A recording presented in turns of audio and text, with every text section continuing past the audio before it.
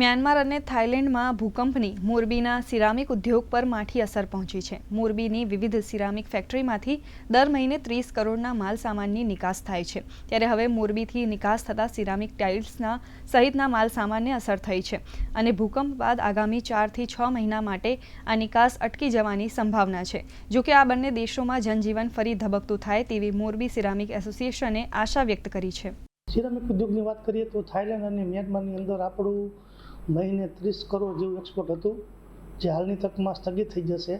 પરંતુ આવનારા 4-5 મહિનામાં જ્યારે થાઇલેન્ડની અંદર પરિસ્થિતિ થાળે પડી જશે ત્યારે આ જે એક્સપોર્ટ અમારું અત્યારે હાલમાં સ્થગિત થયેલું છે તે અમે રિલીઝ કરી શકશું અને એક્સપોર્ટ રિકવર થઈ જશે। ભવિષ્યમાં ત્યાં ડિમાન્ડ ઊભી થશે, જેમ આપણે આગળ ઇન્ડિયામાં ભૂકંપ આવ્યા હતા ત્યાર પછી આપણે ઇન્ડસ્ટ્રીઝને એની પોઝિટિવ અસર રહી હતી, બરાબર છે।